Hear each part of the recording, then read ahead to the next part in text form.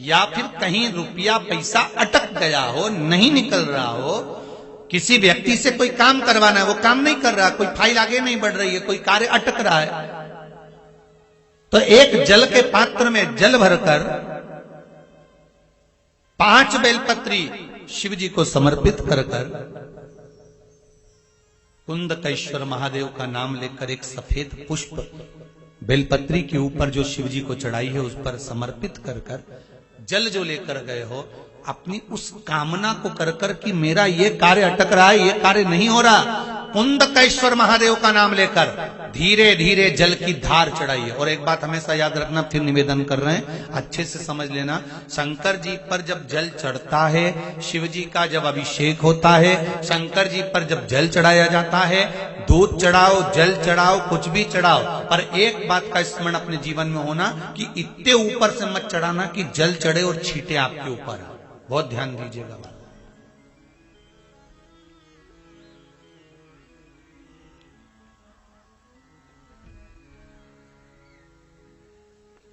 यहां तक वर्णन करा गया है कि शंकर जी का जल चढ़ा हुआ जहां से बहकर जाता है ना, उसको लांगा तक नहीं जाता। यहां लांगते हैं क्या? नहीं ना, परिक्रमा भी करेंगे तो वहीं से लौट कर वापिस इधर जाएंगे। शिव जी का जहां से जल बहकर जा रहा हो, चढ़ा हुआ जल जहां से बहकर जा रहा हो, उसको लांगा तक नहीं जाता। और कई लोग बड़े बड़े आनंद में शंकर जी पे इतनी ऊपर से जल चढ़ाएंगे तो वो छींटे पूरे अपने ऊपर आना चाहिए, शरीर पर आना चाहिए। नहीं नहीं, उसका दोष है महाराज, उसका दोष है।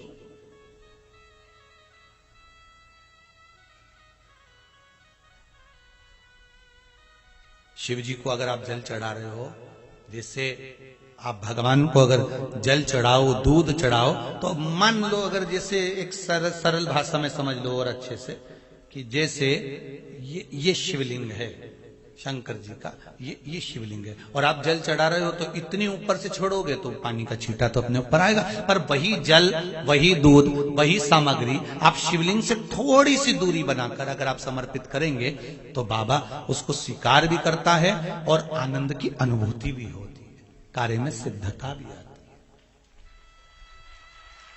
कार्य में उसकी सिद्धता भी होती है। अब तुम तो ऊपर से छोड़ रहे हो जिससे वो पानी तुम्हारे ऊपर ही आए, तो वो एक अलग प्रसंग है, बोलिए एक अलग विषय।